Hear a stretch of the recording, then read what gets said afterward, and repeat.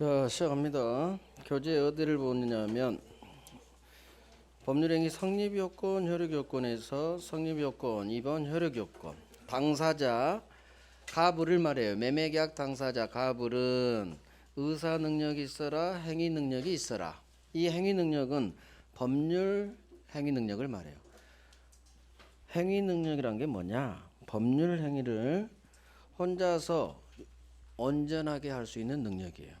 찾았어요? 2번에 방거로 1번 당사자의 첫 번째 줄 행위능력. 행위능력 이 단어를 이해를 해야 돼요. 행위능력. 행위능력은 그 앞에 무슨 단어가 생략되어 있느냐? 법률자가 생략되어 있는 거예요. 법률 행위를 혼자서 아무런 문제 없이 유효하게 할 수 있는 능력, 이게 법률 행위능력이에요. 그러면 행위 능력을 갖춘 놈이 계약을 해야 유효가 될 텐데 우리 법이 혼자서는 계약하지 마, 법률행위 하지 마라고 제한을 둔 놈들이 있어요. 이 놈들을 법률행위 능력이 제한된다 해서 아까 잠시 봤던 제한 능력자라고 해요. 제한 능력이란 것은 이 앞에는 행위 능력이 생략돼 있어요. 행위 능력을 제한하는 사람, 제한된 사람, 제한 능력자. 이 제한 능력자에는 세 놈이 있어. 첫 번째가 아직 어린 놈, 미성년자. 아직 어른이 되지 않은 놈, 미성년자. 두 번째가 치매 노인이 법원에서 판결 받으면 피성년 후견인이라고 해요. 피성년 후견인. 일정한 사유로 혼자서 계약하지 마세요. 법률행위 하지 마세요. 법원이 판결을 때려줘야 이 사람에 해당돼요. 성년, 어른이에요. 할아버지, 어른. 그런데 혼자서 계약하면 안 될 것 같아요. 그래서 뒤에서 돌봐줄 후견인이 필요해요. 어른인데 뒤에서 돌봐줄 사람이 필요한 사람.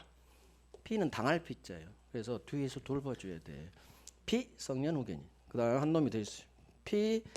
한정 후견인. 한정적으로 뒤에서 돌봐줄 사람이 필요해. 피성년 후견인은 훨씬 상태가 안 좋은 사람. 한정 후견인은 50%는 혼자 해도 돼요. 근데 일정한 영역에서만 후견인이 필요해. 그러니까 한정적으로 도움이 필요하다. 피한정 후견인. 둘 다 법원에서 선고가 떨어져야 돼요.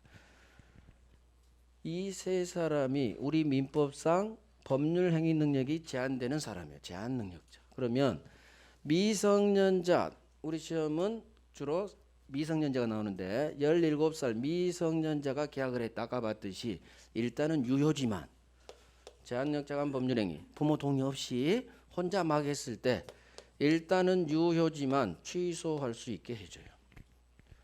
취소하면 무효가 돼요. 첫 번째 취소예요. 그러면 여기서 뭘 기억하느냐? 제한 능력 취소는 동네가 지금 우리 어디 하고 있어요? 법률행위 동네 하고 있죠? 제한 능력은 법률행위 능력이 제한되는 사람이야. 즉 제한 능력자 동네가 법률행위 동네다 이걸 알고 계세요. 법률행위 능력이 제한되는 사람. 즉 제한 능력 동네는 두 번째 의사표시 동네가 아니라 법률행위 동네예요. 법률행위 동네가 왜 중요하냐? 이 취소를 하면 효과가 무효죠. 취소하면 처음부터 무효가 되죠. 그러면 갑이 을에게 팔고, 자 여기 이제 별 3개예요. 매매, 부모 동의 받지 않고 17살짜리 미성년자가 계약을 했다. 그러면 17살 제한능력자 미성년자든 부모님이든 법정 대리인이든 이 매매 계약을 취소로 날려버릴 수가 있다. 취소할 수 있어요. 취소하면 처음부터 무로 날아가 버려. 계약 체결하지 않은 효과예요. 무효라는 것은 아무런 효력이 없어요. 무효라는 것은 권리를 주지 않아. 법에서 임은 권리라겠죠. 채권 없어요. 채무도 없어요. 물권 변동, 소유권도 넘어가지 않아요. 이게 무효의 개념이에요. 아무런 효력이 없다라는 것은 권리를 주지 않는다. 우리 시험에 나오는 권리는 얘들이요. 채권 없어요. 채무도 없어요. 소유권도 넘어가지 않아요. 따라서 그들한테 등기가 넘어갔다 하더라도 취소하면 취소하면 이 매매계약은 무효. 언제부터? 처음부터. 따라서 을에게 넘어간 등기도 무효. 매매가 취소로 무효가 되면 을 등기도 무효.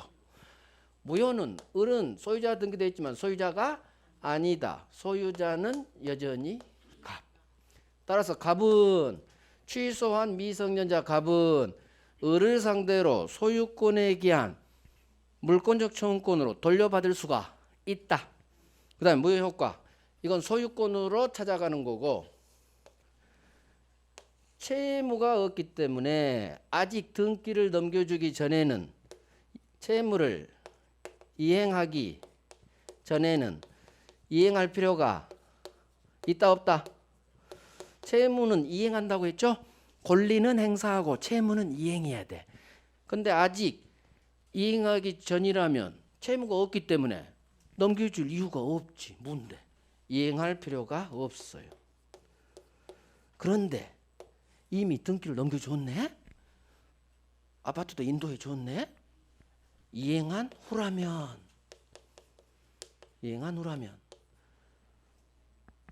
무로 날아가 버렸죠. 법률상 원인이 사라져 버렸어. 매매계약을 통해서 이사 들어갔고 등기 박았는데 매매가 취소로 무효가 됐든 그 자체로 무효가 됐든 원인이 사라져 버렸어. 따라서 지가 받은 것은 돌려줘야 돼요. 이걸 부당한 이득이다 그래요. 법률상 원인 없는 이득, 이걸 부당한 이득이다. 따라서 부당 이득으로서 서로 받은 것은 돌려줄 부당 이득 반환 의무가 서로 발생해요. 갑은 5억에 팔았으면 5억 받았겠죠. 얘는 등기 받았고 키도 받았고 그런데 취소로 무효가 됐죠. 그럼 무로 사라져 버렸어. 따라서 갑이 을로부터 받은 5억도 부당이득 돌려줘야 되고 얘도 등기 아파트 키 이사 가줘야 돼요. 돌려줘야 돼. 이게 이행한 후라면 서로 받은 것은 부당한 이득이 되어서 상대방 원소유자에게 돌려줄 의무 부당이득 반환 의무가 발생해요. 자, 이건 채권법상으로 부당이득 반환 채무고 갑은 권리가 두 개 있어. 무효든 취소로 무효가 됐든 매매가 무효면 을등기 무효 소유자는 나는 소유권에 대한 반환 청구 소유권에 대한 말소 청구로 회복할 수도 있고 두 번째 이 채권법상 부당이득 반환 청구권은 채권법에 있어요. 계약 강론 다음 목차가 부당이득 불법행위야. 우리 시험법은 아니지만 채권법 채권적 권리로서 부당이득으로 등기 말소하시고 내 아파트 돌려주세요. 부당이득 반환 청구할 수 있다예요. 즉 무효의 효과를 지금 공부했어. 무효의 효과. 법률행위가 무효라는 것은 아무런 효력 힘이 없다. 법에서 힘은 권리다. 채권 없다. 채무 없다. 소유권도 넘어가지 않는다. 따라서 아직 이행하기 전이라면 이행할 필요가 없지. 왜? 채무가 없으니까. 이게 이유야. 근데 이건 시험에 거의 안 나오고 시험에 이게 나와요. 이미 서로 준 게 있다. 그러면 무로 날아가 버렸으니까 법률상 원인이 사라져 버렸어. 이걸 부당한 이득이라고 한다. 그래서 서로 받은 것은 돌려줄 부당이득 반환 의무가 발생해요. 그래서 부당이득 반환은 우리 시험 범위가 아니지만 되게 잘 나와요. 되게. 소멸시효도 계속 나오고요. 우리 교재에 해야 돼요. 부당이득 반환 무효 효과예요. 자, 그러면 여기서 하나 더. 갑하고 을만 있으면 모르는데 이놈이 아직 갑이 취소하기 전에 벌써 팔았어. 등기까지 넘겨줬네. 그런데 그 후 갑이 저 매매 계약을 제한 능력을 이유로 취소. 이때 취소가 들어갔어요. 취소합니다. 의사표시. 문제는 갑이 17살 미성년자 제한 능력을 이유로 이 매매 계약을 취소를 할 수가 있는데 을한테 현재 내 아파트가 있는 게 아니라 벌써 거래가 탔단 얘기죠. 병이라는 제 3자가 이미 발생했단 얘기지. 자, 그럴 때 취소권자인 미성년자 갑이 취소권자예요. 이 취소권자는 을을 상대로 취소한다. 현재 살고 있고 등기 받고 있는 3자 병을 상대로 취소한다. 둘 중 하나. 자, 또 둘 다 나왔어요. 아주 저는 기분이 좋아요. 틀려야지 제가 할 맛이 나지. 다 맞춰버리면 재미가 하나도 없잖아. 출제위원도 틀려주면 기분이 아주 좋거든. 자, 누구를 상대로 취소하냐. 취소 상대방에 대한 문제야. 병이 현재 내 아파트 살고 있는, 등기 받고 있는 병을 상대로 취소한다. X. 자, 취소 대상이 을과 병의 매매 계약이에요. 갑이 을과 체결한 첫 번째 매매 계약이에요. 뭘 취소하는 거야, 갑은? 취소권자 갑은 이 매매 계약을 취소하는 거요. 을병 간의 매매 계약을 취소하는 거예요. 자기가 한 계약을 취소하는 거지. 나 취소하는 계약 법률 행위는 얘야, 얘. 자기가 한 걸 취소해야지. 남의 계약을 어떻게 취소해? 따라서 갑이 취소하는 계약은 지가 체결한 이 매매 계약이에요. 따라서 이 매매 계약을 취소하려면 당연히 자기랑 계약한 계약 상대방 을한테 취소 들어가는 거예요. 그래서 취소의 상대방은 을, 병이 아니다. 이것도 기출이 5번 넘게 나왔어요. 취소 상대방 문제. 병이 나타났을 때 취소는 현재 살고 있는 병이 아니라 자기 계약 상대방. 이걸 법률 행위의 직접 상대방 을이라고 해요. 병 아니고 을. 자, 그러면 을을 상대로 취소 들어갔지. 취소합니다. 의사표 쏘았어. 여기서 쏘았어. 그러면 처음부터 무 날라갔죠. 이제 여기서 일이 벌어진 거예요. 취소하기 전까지는 을 등기 유효, 병 등기 유효였어요. 그렇죠. 취소하기 전까지는. 근데 취소하면 법률공이 완전히 바뀌어버려. 처음부터 무, 매매가 무효면 을 등기 무효, 앞놈 등기가 무효면 뒷놈 병 등기도 무효. 등기가 무효니까 너는 소유자 아니야. 내가 소유자. 따라서 갑은 을을 상대로 계약을 취소하고 현재 살고 있는 병 찾아갑니다. 병, 내가 저 계약을 취소했어요. 따라서 이 얘기를 하는 거야. 병 잘 들어봐요. 취소로 매매가 무효, 을 등기 무효, 부동산 등기 공신력 없어요. 앞놈 등기가 무효니까 당신 등기도 무효. 따라서 당신은 소유자 아니고 내가 소유자래요. 따라서 나는 소유권에 기한 반환 청구 들어갑니다. 등기 말소 청구 들어갑니다. 즉 갑은 제3자 병을 상대로 내나 할 수 있다. 이 무효로 이 취소로 대항할 수 있다. 설사 병이 등기 믿고 산 선의의 3자라 하더라도 들이댈 수 있다. 이게 시험 나와. 제한 능력을 이유로 취소한 경우 제3자에게 이 취소로 대항할 수 있다 없다 지문. 그러면 제한 능력을 이유로 취소한 경우 제3자가 선이든 악이든 모든 3자에게 들이댈 수 있다. 내나 할 수 있다로 끝나야 돼. 이유. 무효는 절대적 무효가 원칙이니까. 그래서 법에 특별한 보호규정, 선의의 3자 보호규정이 있지 않는 한 절대적 무효, 절대적 취소가 원칙이에요. 절대라니까 모든 3자에게 다 취소. 취소되면 무효 같은 말이에요. 취소하면 무효죠. 모든 3자에게 다 무효. 따라서 너 없어. 나야. 대항할 수 있다. 그래서 법률행위 동내 무효 취소는 절대적 무효, 절대적 취소라고 하는 거예요. 첫 번째 동네, 의사표시는 두 번째 동네라고 제가 하고 법률행위는 첫 번째 동네라고 하는데 첫 번째 동네 법률행위 동네의 무효 취소는 모든 삼자에게 다 무효 취소돼 버려요. 절대적. 따라서 제한 능력 취소한 경우 모든 삼자에게 이 취소로 대항할 수 있다. 법률행위 동네 무효는 모든 삼자에게 이 무효로 대항할 수 있다로 끝나. 그 절대적 무효, 절대적 취소가 나와요. 하지만 다음 주에 배울 의사표시 동네 무효 취소는 법이 특별 규정을 둬요. 이 의사표시에 있는 무효 취소가 나오는데 이 무효 취소로는 제3자가 선이라면 선의 제3자에게는 이 무효 취소로 대항하지 못한다 라는 특별 규정을 둬요.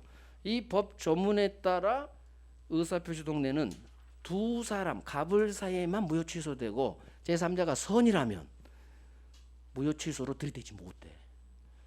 그래서 이 무효 취소를 상대적 무효, 상대적 취소라고 하는 거예요. 절대적 무효 취소 반대말 상대적 무효, 상대적 취소 반대말이 나와요. 법률행위 동네는 절대적 무효, 절대적 취소. 의사 두 번째 동네인 의사표시 동네 무효 취소는 갑과 을 사이만 무효 취소. 제3자가 나타났고 이놈이 선이라면 선의 3자에 대해서는 의사표시 동네 무효 취소로는 대항하지 못한다. 법에 특별한 조문이 규정이 있어요. 법 조문에 따라 선의 3자에 대해서 무효가 안 돼요. 선의 3자. 이건 다음 주 의사표시 배울 거고. 지금 제한 능력을 이유로 취소한 경우 제한 능력 취소로 제3자에게 대항할 수 있느냐 마느냐 이게 시험 지문인데 대항할 수 있어요. 이유 제한 능력은 동네가 어디? 법률행위 동네. 그래서 법률행위 능력이 제한된다. 이걸 외워놔야 돼요.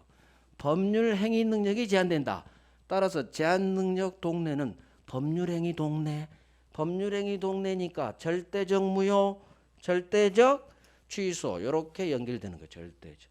절대니까 모든 3자에게 이 무효 취소로 대항할 수 있다라고 끝나야지. 있다로. 이해하고 외워야 돼. 이해하고 외웁니다. 그러면 이 결론이 절대 헷갈리지 않아요. 자, 그게 내용 확인할게요. 세 번째, 제한 능력자 미성년자 밑줄 피성년 후견인 밑줄 피한정 후견인 이 세 놈이 있어. 자, 제한 능력자가 부모 동의 없이 한 법률행위 일단은 유효. 하지만 취소할 수 있다. 민법이 정한 취소 사유 첫 번째 제한 능력. 취소하면 처음부터 무효, 소급 무효 같은 말. 자, 시험은 방금 처음부터 무효. 그다음 그 밑에 제한 능력을 이유로 갑이 취소했습니다. 내 아파트가 병한테 있네. 근데 이 병은 모르고 산 선의 3자네. 이놈한테도 들이댈 수 있다로 끝나야 돼. 있다로. 제한 능력 취소는 이유 동네로 갑니다. 제한 능력 동네는 법률 행위 능력이 제한돼. 동네는 법률 행위 동네. 첫 번째 동네. 첫 번째 동네 무효 취소는 절대적 무효, 절대적 취소. 따라서 절대니까 모든 3자에게 무효 취소되지. 따라서 나는 저놈한테 들이댈 수 있다. 그래서 이 마지막 두 개의 별 3개를 박는 거. 시험은 이 2개가 나와요. 그 위는 시험 거의 안 나와. 기초지 기초. 자, 선이 어떤 사정을 좀 몰랐는데요. 뭐를 선? 선이. 악이 알았는데요. 몰랐다 알았다. 오케이. 자, 법률의 목적 2번 확정할 수 있어야 돼요. 실현 가능해야 돼요. 적법해야 돼요. 사회적 타당성이 있어야 돼요. 그런데 이 요건이 흠결됐다. 그러면 다 무효가 돼요. 자, 넘어갑니다. 의사표시는 다음 주 할 거예요. 넘어가요. 목적 가능 반대 불능. 이제 불능을 공부합니다. 불능. 불가능. 불능이란 게 뭐냐? 불능은 되게 중요해요. 계약법하고 연결돼서 여기서 기초 쌓아야 돼요. 개념이랑. 자, 한번 봐봐요. 사례를 통해 이해합니다. 지금 이제 얘기할 거 여기. 갑 소유 아파트를 을에게 매매 계약 5월 1일. 그러면 갑은 소유권을 이전 넘겨줄 채무를 부담하고 을은 매수인은 소유권 주세요라는 소유권 이전 채권을 갖겠죠. 매매계약이 유효를 전제로 발생하는 거예요. 만약 매매가 무효다 그러면 채권 없다 채무 없다 그렇게 가는 거예요. 그런데 어떤 사실이 밝혀졌냐. 갑소유 건물이 계약 체결하기 한 달 전인 4월 1일 날 이 건물이 이미 불타서 없어졌네. 무너져 버렸어. 불타서 없어졌든 지진으로 무너졌든 누가 불내서 없어졌든 어찌됐든 없어졌어. 그러면 어떤 현상이 벌어질까요? 내가 건물을 팔았는데 내가 건물을 샀는데 이 건물이 없대. 이미 무너져서 불타서 없대. 그러면 갑의 을 매수인에 대한 소유권 넘겨줘야 될 채무는 가능해요? 불가능해요? 불가능하지. 자, 이유. 건물이 멸실하면 이 건물에 대한 갑의 소유권도 소멸. 아까 했잖아. 물건이 멸실하면 물건은 소멸. 물건의 객체는 반드시 살아 있어야 돼요. 따라서 건물이 멸실한 순간 갑의 소유권 소멸. 건물이 지금 없죠. 계약 체결하기 전에 이미 건물이 멸실, 이미 소유권이 없어져 버렸지. 따라서 매도인 갑의 을에 대한 소유권 이전 채무는 불능에 빠졌다고 해요. 하고 싶어도 할 수가 없지. 이게 불능이야. 불능은 나는 너한테 소유권 넘겨주고 싶어. 근데 이미 건물이 없어졌어. 소유권도 없어. 넘겨주고 싶어도 넘겨줄 수가 없다. 이걸 불능이라고 해요. 불능. 자, 소유권 이전 채무가 불능에 빠진 거예요. 이것까지 아셔야 돼요. 매도인 갑의 소유권 넘겨줄 소유권 이전 채무가 항상 불능에 빠집니다. 을의 반대급부인 매매대금은 불능이라는 상황이 절대 발생하지 않아요. 우리가 말하는 불능은 항상 소유권이 불능이야. 소유권 넘겨주는 채무가. 을이 그래요. 가 미안해. 나 잔금이 없어. 미안해. 나는 너한테 매매대금을 주고 싶지만 줄 수가 없어. 왜? 돈이 없어. 나 불능이야. 미안해. 주고 싶어도 돈을 줄 수가 없어. 나도 불능이야. 아니에요. 돈은 불능이라는 상황이 발생하지 않아.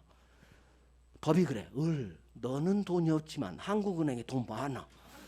달러비 내서 매매대금 지급해. 매매대금은 불능상이 벌어지잖아. 불능은 오로지 물건에서만 불능이 나와요. 소유권 이전 채무.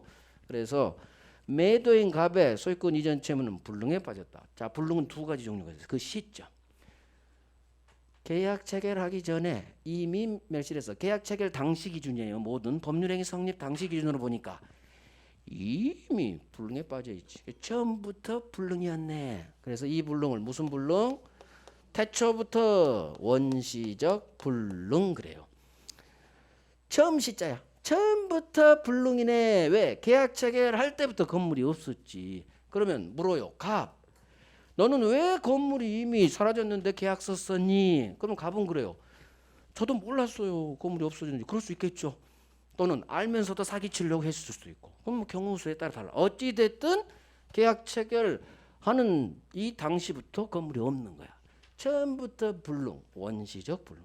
그러면 갑은 을한테 소유권을 넘겨줘야 되는데 넘겨줄 수가 없죠. 그럴 때 이 경우 원시적 불능의 경우 이 매매계약의 효력이에요. 우리 시험에 나온 것은. 이 경우 이 매매계약을 유효로 볼 것이냐 무효로 볼 것이냐 한번 생각해 봐요. 원시적 불능의 경우 이 매매계약을 유효로 볼 것이냐 무효로 볼 것이냐. 자, 결론은 무효예요. 아무런 효력을 주지 않아. 이유는 처음부터 건물이 없죠. 굳이 효력을 인정해 줄 이유가 없어. 처음부터 건물이 없기 때문에 그냥 처음부터 때려버려도 아무 이상 없어요. 그래서 자, 외웁니다. 이해했어요. 우리 시험은 이렇게 나와요. 매매계약 체결하기 전에 건물이 멸실. 이 경우 이 매매계약은 유효다 무효다. 이게 우리 시험 지문이에요. 자, 다시 들어요. 매매계약 체결하기 전에 건물이 멸실. 이 경우 이 매매계약은 효력이 있다 유효다 또는 효력이 없다 무효다. 그럼 뭘로 끝나야 돼? 무효로 끝나는 거예요. 자, 우리 시험은 매매계약이 유효냐 무효냐로 나와요. 이걸 해결하기 위해서 이 단어를 외웁니다. 원시적 불능의 경우에는 이 법률행위 매매계약은 처음부터 불능이죠. 무효. 원시적 불능 이 매매계약 무효. 이걸 이제 외우는 거야. 이유는 그래 처음부터 건물이 없는데 뭐 효력을 주겠어. 뭐 이해 갔어. 이해가 안 가도 이해된 것처럼 막 느끼셔. 이해가 좀 안 가도 나 이해된 것 같아. 자꾸 긍정적인 마인드. 그러면 이해돼요. 스스로 자기를 현혹시켜야 돼. 이해된 것처럼. 그럼 진짜 이해가 돼 나중에. 그래서 그대로 옵니다. 원시적 불능의 경우 이 법률행위 이 매매계약은 자 이유 계약 체결할 때부터 불능이잖아. 굳이 건물이 없었잖아요. 유효로 할 필요가 없어. 그래서 무효로 보는구나. 이해된 거요. 그냥 제가 이렇게 설명 안 했어. 자 이렇게 설명하는 방법이 있어. 여러분 원시적 불능은 무효예요. 외우세요. 이렇게 하는 방법. 두 번째 원시적 불능일 때 이 매매계약 무효입니다. 왜 무효로 보느냐. 계약 체결할 때 건물 자체가 없죠. 굳이 유효로 볼 필요 없겠죠. 무효로 보는 게 맞는 것 같아요. 이게 이해예요. 이게 단순한 결론을 그냥 외우느냐 조금 이해 바탕에서 외우느냐. 똑같이 결론은 시험은 무효야. 근데 가급적 그래 한번 생각하라는 얘기요. 여러분 스스로 생각 못해. 제가 자꾸 얘기를 해줘야지. 그래 그 계약 체결할 때 건물 없어. 굳이 이거를 볼 이유 없겠네. 그냥 무효. 이해가. 이해됐어요. 이게 원시적 불능. 자 하나 더. 갑이 지소유 건물을 똑같이 또 팔아요. 을한테 매매계약. 소유권 넘겨줄 소유권 이전 채무가 있겠죠. 그런데 계약은 5월 1일 날 했는데 이 건물이 한 달 후 6월 1일 날 넘겨주기 전에 화재 등으로 소실, 멸실. 그러면 계약 체결할 때는 건물이 멀쩡히 있었는데 계약 체결한 우리 문장에 계약 체결한 후 멸실했어요. 이때 이 매매계약은 유효냐 무효냐 이게 우리 시험 지문이에요. 그러면 이거 풀어갑니다. 계약 체결할 때는 건물이 있었는데 계약 체결한 후 건물이 멸실했죠. 따라서 건물이 멸실되면 소유권도 사라져. 소유권은 넘겨주고 싶어도 소유권이 없어져 버렸죠. 이 채무는 불능에 빠져요. 똑같아요. 멸실되면 소유권 소멸. 소유권은 넘겨주고 싶어도 갑은 넘겨줄 수가 없어. 단 언제 멸실됐느냐? 계약 체결한 후 멸실됐죠. 따라서 이 불능을 후발적 불능 그러는 거예요. 원시적 불능하고 반대되는 개념이에요. 그래서 단어가 반대되는 말로 계속 나와요. 자 봐봐요. 여기는 계약 체결하기 전에 멸실했죠. 여기는 계약 체결한 후 멸실. 후 멸실이니까 멸실은 여기로 와. 소유권 이전 채무는 넘겨주고 싶어도 넘겨줄 수가 없어요. 불능에 빠져. 뭐가? 소유권 이전 채무가. 이 불능을 불능이 된 시점이 계약 체결한 후기 때문에 후발적 불능이라고 할 뿐이에요. 자, 이 경우 이 매매계약의 효력을 있다고 볼 것인지 없다고 볼 것인지 유효냐 무효냐 싸움이야. 또 그러면 이 매매계약 즉 후발적 불능의 경우 계약 체결한 후 건물이 날아간 경우 이 매매계약의 효력을 있다고 볼 것인지 없다고 볼 것인지 둘 중 또 하나겠죠. 자 그러면 원시적 처음부터 불능 여기는 나중에 불능 전 반대죠. 원시적 후발적 계약하기 전에 계약 체결한 후 그러면 효과가 이 매매가 유효냐 무효냐일 텐데 유효겠어요 무효겠어요? 당연히 반대로 가야지. 무효 반대. 지금 다 반대잖아. 유효예요. 그래서 시험은 여기 기출 4번 후발적으로 불능의 경우 이 매매계약은 유효예요. 유효를 봐죠. 자 이것도 이유. 계약 체결할 때는 건물이 멀쩡히 있었죠. 굳이 처음부터 무로 만들지 않는다는 얘기예요. 그래서 계약 체결할 때는 계속 건물이 있었으니까 일단 이 매매계약은 유효로 봐줍니다. 그래서 원시적 불능하고 후발적 불능은 다 반대예요. 결론도 반대가 나와야지.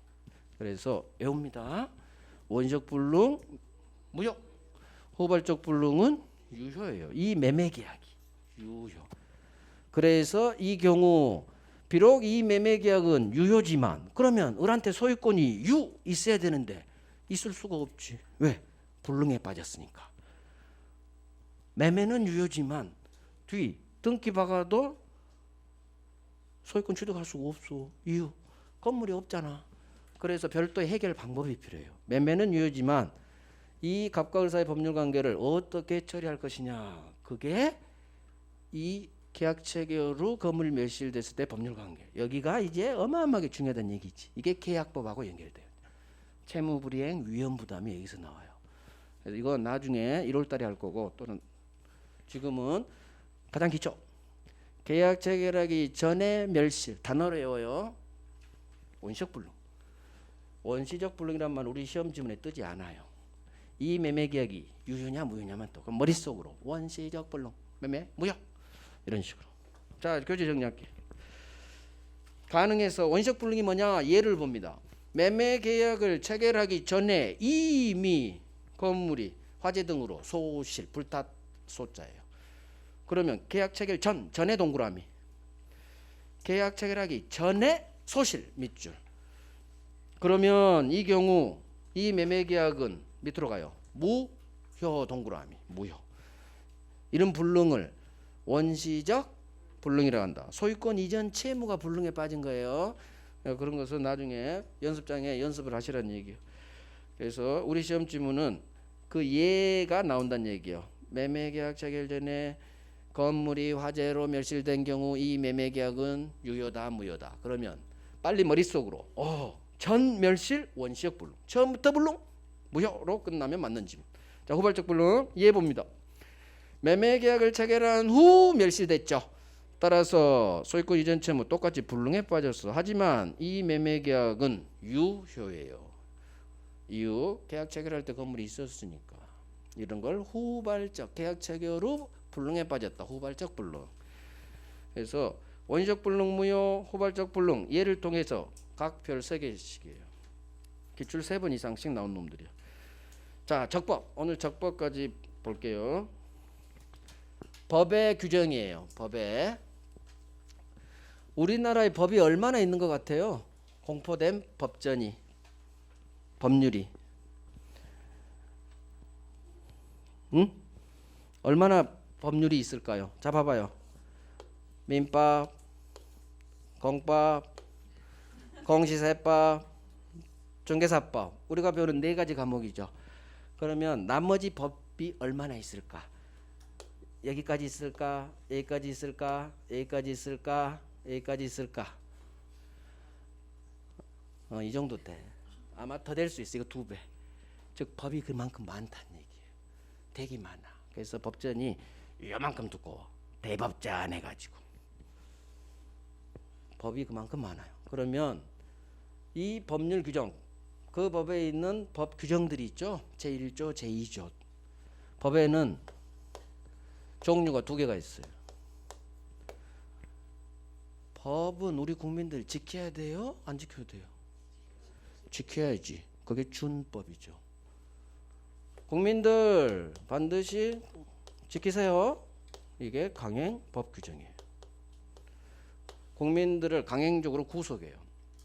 지키세요. 법은 지켜야 돼요. 강행 규정. 국민들 반드시 법이 A라고 돼 있으면 반드시 지키세요. 위반하지 마세요. 반드시 지키세요. 하지만 법인데 국민이 안 지켜도 돼요. 법은 A라고 돼 있지만 B로 해도 위법 문제가 발생하죠. 괜찮아요. 국민들 안 지켜도 돼. 임의 규정이라고 해요. 자, 그러면 우리나라에 있는 이만하게 많은 법 중 강행 규정이 몇 프로 되고 저게 안 지켜도 돼. 안 지켜도 돼. 법은 A라고 돼 있지만 B로 계약을 해도 된다는 얘기예요. 이게 가능한 걸 당사자가 임의로 법 규정의 적용을 배제할 수 있는 규정. 임의 규정이라고 해요. 국민 마음대로 임의로 마음대로 안 지켜도 되는 규정. 법은 A라고 돼 있지만 나는 B로 할래. 안 지켜도 되는 규정. 임의 규정. 아니요. 국민들 반드시 지키세요. 강행 규정. 그러면 그 수많은 법 규정들 중 퍼센트로 따지면 강행 규정이 한 몇 프로나 되고 임의 규정이 한 몇 프로나 될 것 같아요. 대충 찍어봐. 안 중요하니까 제가 바로 답만해 드릴게요. 99.9% 강행 규정. 임의 규정 우리 민법밖에 없어. 그것도 계약법 파트만. 나머지 총칙 물법은 가끔. 다 법은 지키라고. 그래서 법은 지키세요. 맞는 말이에요. 임의 규정은 우리 민법밖에 없다. 근데 민법이 법에 차지하는 게 아주 작죠. 그래서 법은 다 강행 규정이라고 생각하시면 돼요. 따라서 2차 과목에서 배우는 공시세법, 중개사법, 그다음에 공법에 관한 여러 공법들 다 지켜야 돼요. 다 지켜야 돼요. 위반하면 처벌받는 거지. 자, 법은 지켜야 돼요. 강행 규정. 그런데 안 지켜도 되는 법이 있다. 어디에? 계약법에. 민법 중 계약법, 기타 총칙이나 물권법에 몇 개 가끔씩. 그래서 계약법은 계약 자유 원칙이 지배해서 법은 A라고 되어 있지만 이건 기준일 뿐이에요. 당사자가 계약은 자유롭게 할 수 있어. 그래서 우리는 B로 할래요? 됩니다. 그래서 계약법 파트는 대부분이 임의 규정. 따라서 이 말이 시험은 이게 나와. 계약법에서 당사자 간의 특약은 먹힙니다. 유효예요. 이게 시험 이게 나와. 계약법에서는 당사자 간의 갑과 을이 법은 A라고 돼 있는데 우리는 B로 할래요. 먹힙니다. 유효. 시험 이게 나와. 그다음 계약법 영역에서는 당사자가 어떤 법의 적용을 배제할 수 있다 없다? 있다로 끝나야 돼요.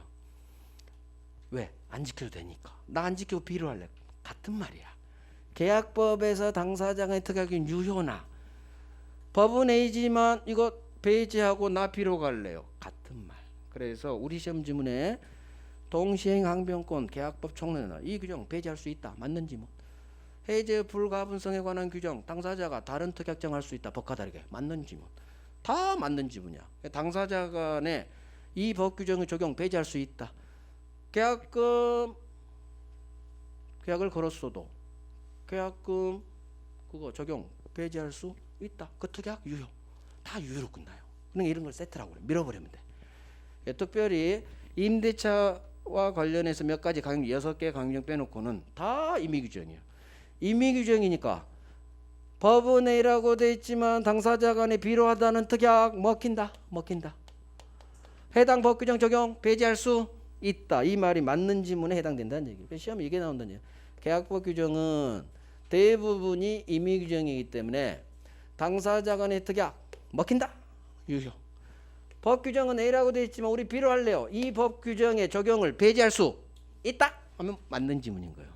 나중에 지문에서 이런 거 봐요. 이게 이제 기초니까. 자, 강행 규정. 그러면 강행 규정 국민들 반드시 지키세요. 문제는 안 지키지. 위반. 강행법규 강행 규정에 위반했어. 자, 계약을 했는데 강행법규에 해당되는 어떤 법 규정을 위반해서 계약을 했다는 얘기죠. 그러면 이 계약이 유효로 볼까요? 무효로 볼까요? 한번 생각해 봐. 원칙이야. 강행법규 위반한 법률행위 효력 유효일까요? 무효일까요? 무효로 봐야지. 법이 지키라고 했는데 안 지켰죠? 그럼 법은 도와주지 않아요. 말 안 듣는 놈. 뭘 법이 도와주겠어? 아무런 효력을 주지 않아요. 안 도와줘. 무효란 얘기는 법이 안 도와준다는 얘기예요. 당사자 입장에서 유효해야 돼. 그래야 권리를 취득하지. 근데 무효라는 것은 권리를 취득할 수 없는 거. 즉 법이 안 도와줘요. 반드시 지키라고 만든 강행법규 위반한 법률행위는 무효예요. 근데 문제는 이놈이 새끼를 친다는 얘기지. 강행법규 위반했는데도 무효가 아닌 유효로 봐주는 강행법규가 있다는 얘기예요. 그래서 강행법규는 두 가지로 갈려요. 위반 시예요. 강행법규에 위반한 경우 원칙대로 무효. 이걸 효력 규정. 자, 효력 규정도 단어로 느끼면 돼요. 강행법규 위반했어? 무효. 효력을 인정하지 않는다 해서 효력 규정. 그래서 원칙 규정이 효력 규정이에요. 강행법규 중 원칙 규정. 하지만 강행법규 위반했는데도 무효가 아닌 원칙이 아닌 예외. 이게 예외예요. 유효로 봐주겠다. 이 규정을 단속 규정 그래요. 단속 처벌만 할 뿐 계약 자체의 효력은 인정해 드릴게요. 이게 단속 규정이에요. 자, 단속 규정이 뭐냐? 강행법규 위반했는데도 무효가 아닌 유효로 봐줘. 효력을 줘요. 저 권리를 준다는 얘기지. 단속만 할게요. 처벌만 할게요. 과태료 얼마 부과. 같이 있어. 공법 파트, 규제 파트는 단속 규정이 많아요. 우리 무허가 영업하죠? 다 단속 규정이야. 그 법에 따른 처벌만 하지 그 영업행위, 법률행위, 계약 자체는 봐줘요. 있는 걸로. 그래서 공법 관련 법조문이 단속 규정이 꽤 많아. 그러면 법 규정에 이건 효력 규정이니까 위반하면 무효입니다. 이건 단속 규정이니까 위반해도 일단 유효해요. 이렇게 법전에 써져 있느냐? 써져 있지가 않아. 결국 어떤 규정을 위반했을 때 무효로 보는 효력 규정이냐 아니면 유효로 되는 단속 규정이냐 누가 정권을 두고 판단하느냐? 대법원이 판단해요. 그 판례가 쌓인 게 우리 교재에 효력 규정은 이거고 단속 규정은 이거예요. 판례예요. 다 판례. 결국 대법원이 어떤 법 규정이 위반했을 때 이 계약의 효력을 인정할까 말까 고민해서 아 이건 무효로 만들어야겠다. 도저히 권리 주면 안 되겠다. 그러면 효력 규정으로 봐서 무효. 하지만 위반했지만 그냥 단속 처벌만 좀 주고 계약 자체 효력은 인정해 주겠다라는 판단을 하면 해당 법 규정은 단속 규정으로 보는 거예요. 그리고 대부분 판례에 따라 결정되는데 시험은 단속 규정의 예가 시험에 나와요. 시험 간혹 나와요. 거의 안 나와. 근데 나오면 여기서 나와. 대표가 중간 생략 등기예요. 교재에 있는 중간 생략 등기. 자, 중간 생략 등기를 오늘 이해하고 마칠게요. 자, 중간 생략 등기가 뭐냐? 자, 일단 교재를 확인시켜 줄게. 확인 안 시켜주면 제가 설명하는데 자꾸 교재를 봐. 여러분들이 빨리 확인시켜 줄게. 자, 임의 규정 다 필요 없고요. 두 번째. 계약법 규정은 계약 자유 원칙. 계약은 자유롭게 하세요. 따라서 이 원칙에 따라 국민들이 자유롭게 하면 돼. 계약법 규정 대부분은 임의 규정 외웁니다. 따라서 대부분 임의 규정이니까 계약법 영역은 당사자 간의 특약이 먹힌다. 자, 밑줄. 계약법은 세 번째가 시험 나와요. 당사자의 특약 유효. 갑과 을이 어떤 계약법에 관한 법 규정 적용을 배제할 수 있다로 끝나. 그래서 계약법에서는 대부분이 임의 규정 안 지켜도 되기 때문에 특약 먹힙니다. 자, 강행 규정. 물권법 규정 대부분은 강행 규정이에요. 물권은 법이 정한 대로 움직이세요. 법정주의에 따라. 자, 효력 규정과 단속 규정이 있는데 효력 규정은 뭐냐? 원칙 규정이에요. 지키라고 만든 법 반드시 지키세요. 그게 강행 규정 첫 번째 있죠. 반드시 국민을 강행적으로 구속한다 해서 말이 강행 규정이에요. 반드시 지키세요. 위반했어. 힘주지 않아요. 무효. 이런 규정을 효력을 인정하지 않는다 해서 효력 규정. 하지만 오른쪽 강행법규를 위반했는데도 무효로 보지 않아요. 즉 유효로 봐죠.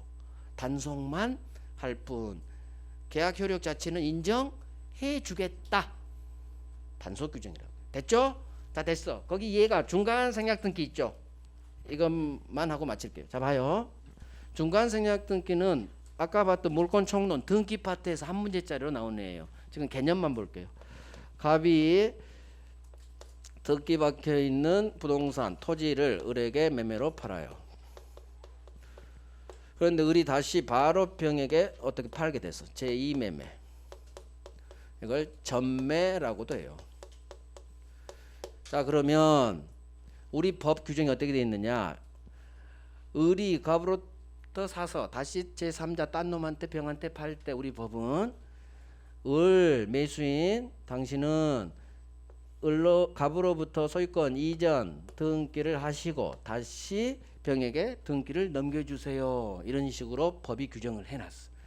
그런데 이 을이 자 일단 용어 정리. 갑을 맨 처음에 팔았다. 최초매도인. 그럼 병은 맨 마지막에 샀으니까 최종매수인. 을은 양 사이에 끼었다. 중간놈. 중간자. 자, 용어 정리. 최초 매도인, 최종 매수인, 중간놈. 을은 법대로 하려면 자기 앞으로 이전 등기하고 이전 등기로 넘겨줘야 돼요. 그런데 등기를 박으면 세금을 내야 돼. 취득세, 등록면허세, 기타 양도소득세. 그래서 우리 국민이 머리가 좋아요. 등기 안 하고 갑액에서 병으로 다이렉트 이전 등기를 넘겨버려요. 그러면 자기가 노출이 안 돼. 이걸 중간자 을의 등기가 생략된 법 위반했죠. 미등기, 등기하지 않은 채 전매했다. 미등기 이 매매계약을 등기하지 않고 미등기 상태로 되팔았다. 미등기 전매 매매계약이라고 해요. 이건 해당 법 규정을 위반한 거죠. 자, 민법 계약법 빼놓고는 다 강행법규예요. 따라서 강행법규 위반된 법률행위. 강행법규 위반된 등기예요. 등기는 물권행위예요. 법률행위예요. 따라서 강행법규 위반된 행위가 이건 채권행위, 매매니까 물권행위 일어났어. 원칙 무효. 이게 원칙 규정이에요. 지키라고 만든 법을 안 지키셨어요. 원칙은 무효 처리됩니다. 따라서 미등기 전매행위 무효, 병등기도 무효되는 게 원칙일 거예요. 하지만 우리 대법원이 생각을 합니다. 법 위반했으니까 이 미등기 전매 무효, 너 등기 무효 하니까 병이 그래요. 알겠어요. 무효등기 말소하고 법원이 무효래. 너 빨리 등기 치고 나한테 다시 넘겨. 결국 등기가 돌아와요. 왜? 돈 주고 샀으니까. 병은 다시 등기를 받게 돼 있어. 왜? 돈 줬는데 무효 처리됐다고 그냥 무로 돌릴까? 안 그래요. 얘는 땅이 필요하기 때문에 법이 정한 대로 빨리 네 앞으로 등기하고 법대로 나한테 등기 넘겨. 결국 법원이 원칙에 따라 등기 무효 처리해도 매매라는 실체가 있기 때문에 결국 병은 법대로 앞으로 등기, 중간생략 등기가 아닌 법이 요구한 대로 등기가 와. 그래서 대법원이 비록 당신 등기는 법에 위반된 문제 있는 등기지만 매매라는 실체가 있기 때문에 당신 등기는 그냥 유효로 받을게. 왜? 무효로 본데 어차피 며칠 후 박잖아요. 국민을 고생시키지 않겠습니다. 그냥 문제는 있지만 그냥 유효로 받을게. 이게 바로 엄청난 등기 관계에서 엄청난 법률. 실체 관계에 부합한다면 문제 있는 등기라도 무효로 보지 않고 유효로 받을게요. 따라서 병은 법을 위반한 등기를 했지만 매매라는 실체 돈 주고 샀죠? 결국은 등기 받게 돼 있어. 말소하고. 그래서 아예 매매라는 실체가 있기 때문에 이 법 위반 문제 있는 등기라도 그냥 무효로 보지 않을게요. 유효로 받을게요. 그래서 이 등기를 유효로 봐. 이 등기를 무슨 등기다? 을이 지 앞으로 등기하지 않고 등기했죠. 다이렉트 등기. 이걸 중간자인 을의 등기가 생략된 등기에서 병 등기를 중간 생략 등기라고 하는 거예요. 중간자인 을의 등기가 생략된 채 갑액에서 다이렉트 병 이전 등기. 이걸 중간자 을의 등기가 생략된 채 갑액에서 병으로 다이렉트 이전된 등기. 줄여서 중간 생략 등기. 중간 생략 등 의미를 이해하시면 돼. 을 등기가 생략된 채 중간 생략. 갑액에서 다이렉트로 병에게 넘어온 등기. 이걸 중간 생략. 자, 시험 이게 나와. 중간 생략 등기는 유효 무효? 중간 생략 등기는 유효 무효? 유효예요. 시험은 이게 나와. 결론 말하면 돼. 중간 지금까지 장황하게 얘기했지만 시험은 결론이에요. 이 결론을 완전히 내 걸로 만들기 위해서 이런 와 같은 그 과정을 거칠 것 뿐이야. 중간 생략 등기는 유효입니다. 자, 여기서 설명 하나 들어봐. 중간 생략 등기, 병 등기를 우리 대부분 유효를 본 것은 이유는 이거예요. 실체 관계, 매매라는 실체가 있기 때문에 부합하기 때문에 법 위반 등기라도 유효해요. 이게 이유야. 그러면 중간 생략 등기 유효인데 여기서 문제가 발생해. 여기도 하나 해결해 줘야 돼. 대법원이. 이 매매 계약이 유효인지 무효인지. 자, 가만 보니까 이 병의 등기는 실체가 있어서 유효를 받단 말이에요. 등기가 유효란 얘기는 얘는 소유권을 취득했다는 얘기야. 그러면 이 매매 계약도 유효로 만들어 줘야 돼요. 왜? 매매가 무효면 등기가 무효로 가야 되거든. 논리 안 맞아버려. 결국 이 등기가 실체가 있어서 유효한 등기 소유자란 얘기니까 이 매매를 무효로 보면 어긋나 버려요. 우리 아까 했듯이 매매가 무효면 등기 무효로 가. 결국 대부분 어떤 선택을 하느냐, 이 매매를 유효로 만들어야 돼. 그래야 이게 밸런스가 일치돼요. 그러면 이 매매 계약 법률 행위는 미등기 전매행위죠. 법을 위반했지만 유효로 봐야 돼. 따라서 해당 법 규정은 단속 규정이 된다는 얘기지. 어려워요? 이해될 맞죠? 그래서 미등기 전매, 시험은 이게 나와요. 미등기 전매, 이거 잘 안 나오지만 중간생략 등기가 80%, 얘는 한 번이가 나왔어. 미등기 전매 행위 유효. 이 법 규정은 단속 규정. 여기다 적지 뭐. 법에 위반했는데도 이 법률 행위 미등기 전매 행위는 유효로 봤죠. 법에 위반했는데도 이 법률 행위 유효 봤어. 그럼 해당 법 규정은 강행법규 위반했는데도 무효가 아닌 유효. 그러면 해당 법 규정은 단속 규정이지. 즉 당신들 단속만 될 뿐 이 계약 자체 효력은 인정해 드릴게요, 이거예요. 그래서 중간생략 등기 유효, 우리 시험이에요. 미등기 전매행위도 유효. 그러면 해당 규정은 법에 위반했는데도 유효니까 해당 법 조문은 단속 규정. 그래서 올해 30이 또 나왔어. 6번째 나왔어. 6번째. 전에는 계속 중간생략 등기 유효다 이렇게 나왔는데 처음으로 다음 중 효력 규정이 아닌 것. 그래서 중간생략 등기에 관한 규정 그게 나왔어요. 그러니까 중간생략 등기 유효, 해당 법 규정, 단속 규정 이렇게 이해하고 훈련하면 돼요. 어렵지 않아요. 나온 놈이 계속 나와요. 6번째 나왔어. 중간생략 등기. 그래서 나올 놈만 죽어라고 팝니다. 1년 동안. 그게 별 3개예요. 중간생략 별 3개야. 올해 나왔어도 별 3개야. 올해 공부할 때도 별 3개 해놨고. 그래서 단속 규정하면 중간생략 등기 유효, 유효 동그라미 유효. 결국은 중간생략 등기 유효, 미등기 전매행위도 유효. 왜? 해당 법 규정이 단속 규정으로 보니까. 오케이, 오늘 여기까지. 다음 주에 반사의 불공정, 의사표시, 대리까지 좀 들어가야 돼요. 오케이, 그래요. 우리가 2주차, 다음 3주차죠. 7주라서 4시간씩 해요. 힘들겠지만 그래도 참아요. 1년 고생한다 생각하세요. 그 다음 기본서 받으셨죠? 자, 어떻게 기본서를 보시느냐. 제가 가르친 파트만 한번 읽어봐. 함부로 밑줄 긋지 마. 제가 가르쳐서 강조한 파트만 밑줄 그대로 그어요. 그러면서 거기 파트만 읽어야지 제가 가르치지 않은 파트는 굳이 읽지 마요. 정말. 그래서 기본서 보시는 요령, 제가 수업했던 내용 그 파트만 한번 보고 제가 입문서에 밑줄 쳐진 부분 있잖아요. 거기 관련 입문서에 있는 건 다 알아야 돼. 그러니까 여기에 있는 사항은 밑줄 그어둬. 제가 설사 밑줄 안 그어줬어도. 기본서 보는 요령이에요. 제가 하지 않은 파트 절대 보지 마요. 안 중요한 것도 있고 어려워서 지금 아직 할 단계가 아닌 것도 있거든요. 그래서 수업 내용에 관련된 부분만 읽고 설사 읽었는데 이해가 안 가. 그러면 넘어갈 줄도 알아야 돼요.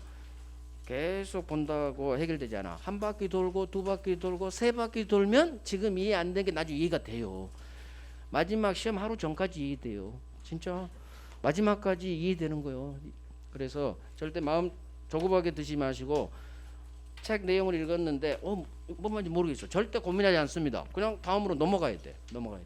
차라리 강의를 계속 들으세요. 그게 훨씬 혼자 책 보는 거 별로 좋은 방법 아니에요. 차라리 강의를 3번 5번 듣는 게 훨씬 도움돼요. 이유, 시험에 나올 것만 해. 저는 시험에 나올 것만 하기 때문에 시험에 나올 것에 기초되는 사항을 지금 하는 거예요. 이게 기초가 잘 돼야 더 올라가는 거예요. 그러니까 제가 하는 것은 전혀 시험하고 관계없는 기초는 안 해요. 그렇기 때문에 차라리 강의를 자꾸 들어요. 특히 왔다 갔다 할 때 계속 들으세요. 책상에 앉았을 때 한번 책 보는 거고 자꾸 산책 나가세요. 그 신랑한테 벗어나. 뭘 꼭 붙어 있으려고 그래. 벗어나. 산책 가. 그러니까 산책 가서 뱉으라고. 뱉으라고 소리 내서. 집에서도 소리 내서 뱉는 게 민법뿐만 아니라 모든 과목 뱉어요. 익숙해져요. 그래 고생했어요. 다음 주에 봬요.